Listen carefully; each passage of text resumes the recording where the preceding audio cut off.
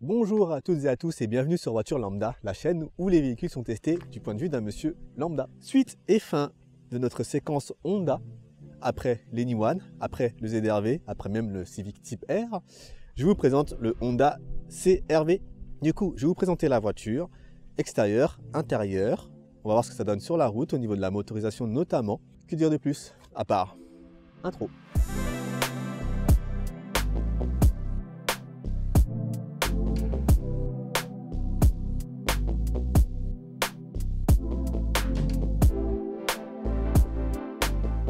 Bien entendu, Honda vous propose une offre en LOA jusqu'au 31 décembre à partir de 599 € pour le CR-V en hybride intégral ou PHEV, la version qu'on teste aujourd'hui. Comme d'habitude, vous avez 7 mois pour vous décider avec l'option LOA Flex. Au bout de 7 mois, vous pouvez restituer le véhicule sans vous justifier, sans oublier la garantie de 10 ans offerte par Honda sur les moteurs. Comme d'habitude, je vous laisse le numéro vert pour avoir le maximum d'informations.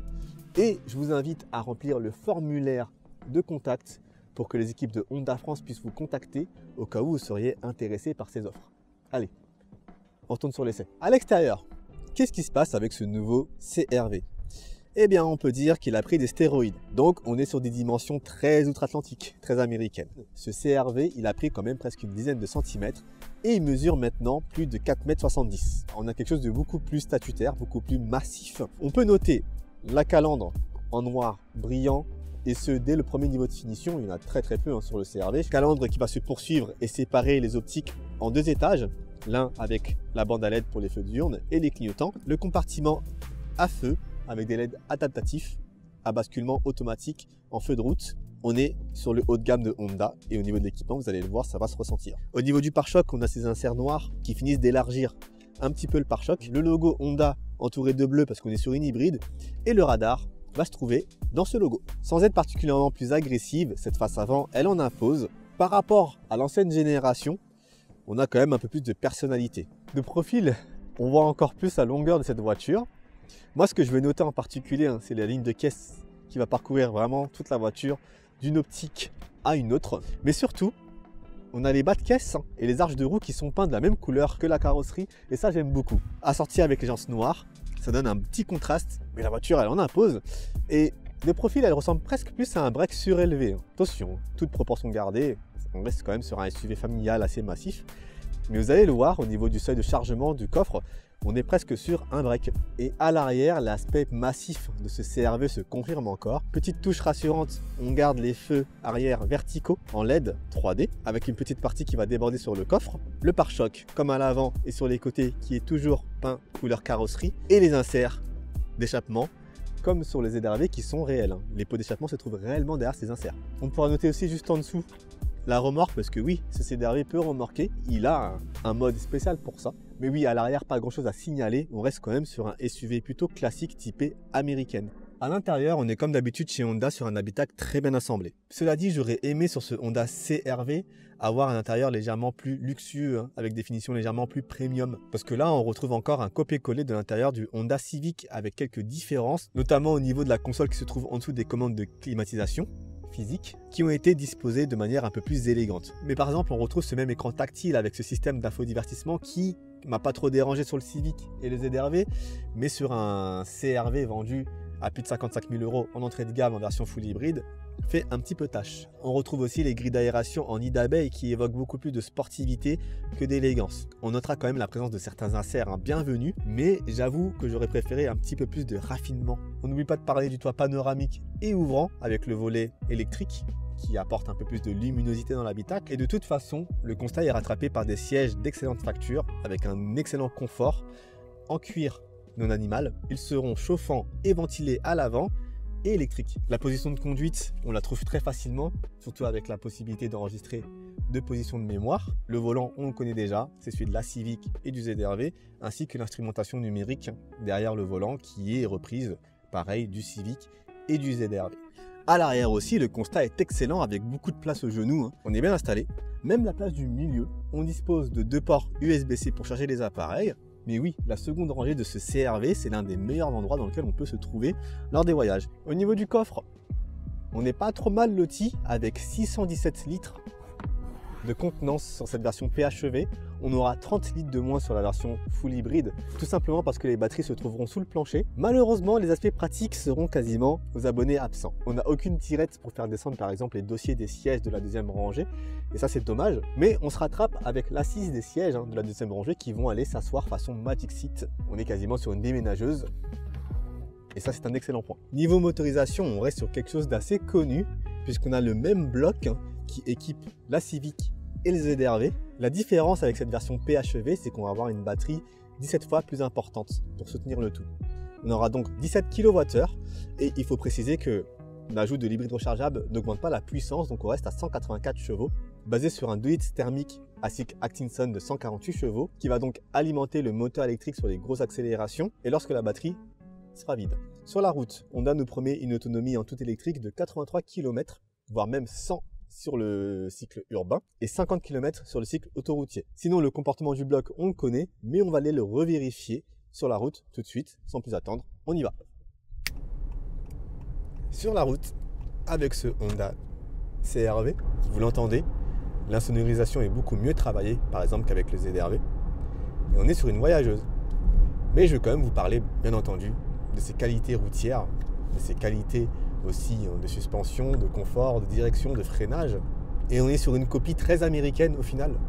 Les suspensions sont extrêmement souples et c'est encore mieux aidé par les pneus à taille très haute. Un peu à l'image du Mazda CX-60 qu'on a testé sur la chaîne. On est sur une suspension très chewing-gum. Les aspérités sont vraiment très bien filtrées. Il faut savoir, je crois que la voiture a des suspensions pilotées. C'est vraiment très confortable. Et qu'on soit au volant ou à l'arrière en tant que voyageur, sans dire qu'on voyage en première classe, on voyage quand même extrêmement bien. La direction, elle est légère, très agréable à amener. La masse et la taille de la voiture, malgré le fait qu'elle soit élevée, on ne le ressent pas particulièrement, même si à chaque fois que je prends une intersection avec une voiture qui vient en face, j'avoue que je reste prudent. Par moments, je suis assez conscient de mon gabarit. Et concernant le freinage, on est sur quelque chose de mordant, très sécurisant. Il le faut pour arrêter une masse de presque 2 tonnes, voire plus lorsqu'on est chargé. Mais il attaque bien. Pas spongieux, on est sur du freinage Honda hybride, tout simplement. Niveau agrément de conduite, on est sur quelque chose de vraiment très sympa. C'est le deuxième hybride rechargeable que je teste, après le Skoda Superbe, l'essai est dans les fourneaux, il arrivera. Mais on est sur une expérience un peu plus concluante pour le coup. Alors oui, le fait que ce soit une hybride rechargeable n'ajoute pas de puissance en plus, on reste quand même sur les 184 chevaux, parce que la transmission est effectuée par le moteur électrique, ça me paraît tout à fait logique. Cela dit, la puissance est largement suffisante dans tous les cas. S'insérer, dépasser, accélérer, sortie de péage, on n'a pas besoin de particulièrement plus, même si le rapport poids-puissance n'est pas terrible. Moins de 200 chevaux pour 2 tonnes, ça fait un peu léger. Mais le fait que le couple soit instantané, on a 330 Nm, ça compense très largement. Ce qui est assez particulier sur cet essai, et j'y reviendrai avec les consommations, c'est que Honda France m'a passé le véhicule avec les batteries vides, ce qui m'a permis de voir directement comment la voiture se comportait dans le cas où on n'avait plus de batterie. J'ai fait une 50aine de kilomètres batterie vide et j'ai retrouvé le même fonctionnement qu'une Civic hybride, qu'une ZR-V hybride. J'ai pas du tout été dépaysé. On n'est pas dans ce cas où quand la batterie est vide, on a juste un point mort dans le coffre et le moteur thermique qui va hurler à chaque accélération avec une consommation qui explose. Ici, c'est pas du tout le cas. Je vais y revenir juste après pour les consommations et c'est un très bon point. Batterie vide, ce CR-V se comporte comme n'importe quel hybride simple et c'est vraiment parfait. Je sais que Toyota profite de la même technologie dans ses RAV4 hybrides rechargeables ou le Prius hybride rechargeable, ainsi que le Suzuki A-Cross, du coup, qui est une RAV4 rebadgée. Ça permet un petit peu de faire démentir les détracteurs de l'hybride rechargeable qui disent que dès qu'on n'a plus de batterie, on passe à 13 litres au 100. Non, quand c'est bien fait, on n'a pas ce problème-là. Et moi, je vais dire bravo aux ingénieurs japonais de travailler sur des réelles solutions et pas simplement de nous pondre des niches fiscales. Là, on est sur un trajet autoroutier parce que c'est là qu'elle est le plus à l'aise. D'ailleurs, sur cette version très haut de gamme, à partir de 63 000 € tout de même, on dispose du changement de voie automatique. J'avance déjà sur le sujet. On a un retour vidéo lorsqu'on active le clignotant droit qui va s'afficher sur l'écran central. Pour le confort sur long trajet, on est quand même plutôt bien choyé. J'aimerais bien le comparer avec le CX-60 de Mazda parce que là, je l'ai eu que pour 3 jours. C'est pas forcément suffisant pour se faire une idée très précise. Peut-être que ça se négociera. Dites-le moi si en commentaire ça vous intéresse de faire un essai de long trajet avec ce CR-V. Donc j'en arrive directement au point consommation. Et là, ça devient assez intéressant puisque j'ai réalisé 2 mesures. Étant donné que la batterie m'a été passée vide, j'ai été contraint de conduire, comme je vous l'avais dit, une cinquantaine de kilomètres. Sur ces 50 km en roulant en batterie vide, sur un parcours mixte, 50-50 autoroute-ville, j'ai tiré 5,8 au 100. 184 chevaux électriques, 1 tonne 9, ça me paraît pas exceptionnel, mais très correct. Ensuite, j'ai rechargé la batterie chez moi, une batterie qui se recharge en 7h30 sur prise domestique, donc on est pile dans le timing des heures creuses sur le tarif EDF, sur le tarif réglementé. J'ai remis le trip à 0 pour mesurer la consommation à partir de la batterie vide. Le test avec la batterie chargée s'est fait principalement sur une cinquantaine de kilomètres autoroutiers. L'autonomie mixte en 100% électrique, elle tourne autour des 80 km et c'est atteignable assez facilement. Moi, j'ai fait de l'autoroute avec, à 130 km/h, et j'ai fait une cinquantaine de kilomètres. Au bout de 53 km, j'ai vidé la batterie. Et jusque-là, j'étais à 1,2 litre au 100 à l'ordinateur de bord. Depuis que j'ai remis le trip à 0, j'ai fait 112 km exactement. Et là, je suis à une moyenne de 3 litres au 100. Excusez-moi l'expression, mais pour le coup, c'est excellent. 3 litres au 100. Je vais ramener le véhicule à Honda aujourd'hui. Et sur le global, c'est-à-dire sur l'ensemble du trajet, 180 km avec une recharge complète, je suis à 3,8 litres au 100. Donc, on est plutôt bien. Il faut savoir que le réservoir sur cette version PHEV, il est de 46 ou 47 litres, donc plus petit que sur la version hybride.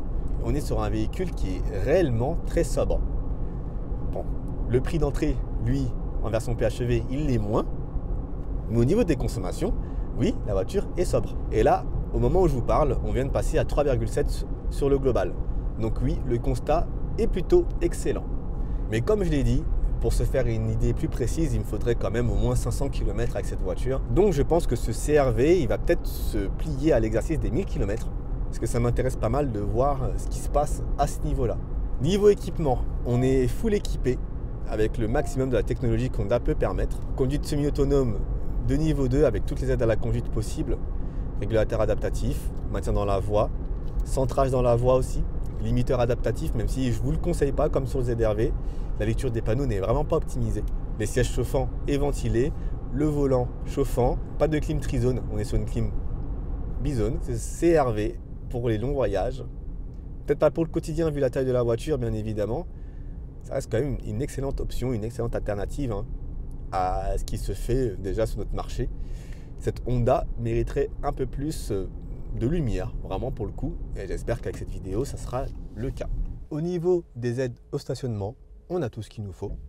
On est bien entendu sur une caméra 360 degrés avec le parking automatique. La caméra, cette fois, a plutôt une belle résolution, c'est à signaler. Les amis, je crois que c'est tout pour ce segment routier. On se retrouve dans à peine quelques instants pour la conclusion. Alors, ce CR-V, qu'est-ce qu'on en pense? Eh bien, je suis impressionné par sa sobriété. 3,7 litres au 100 sur l'ensemble de mon trajet, de mon essai de 200 km. Je trouve ça impressionnant pour un véhicule de cette masse et de cette taille. L'équipement est complet, même si j'aurais aimé une présentation un peu plus haut de gamme, un peu plus luxueuse, mais on est sur une voiture confortable, spacieuse, avec laquelle les longs trajets ne seront pas un problème. Par contre, cette sobriété, on ne la retrouve pas forcément au niveau du prix. Avec 63 000 € en ticket d'entrée, en PHEV, je précise, ce CR-V ne sera pas forcément pour toutes les bourses et l'augmentation par rapport à l'ancienne génération est notable. Vous garderez à l'esprit les offres en LOA que je vous ai présentées en début de vidéo, mais c'est vrai que sur un achat classique, ça fait quand même une certaine somme. Les amis, c'est tout pour moi. J'espère que cet essai vous aura plu. Si c'est le cas, n'hésitez pas à lâcher un pouce bleu. Ce fut un plaisir de vous présenter toutes ces Honda durant ce mois. On se retrouve le mois prochain pour le mois Mazda. Et oui, c'est prévu. En attendant, soyez safe, conduisez prudemment. Et moi, je vous dis comme d'habitude, peace.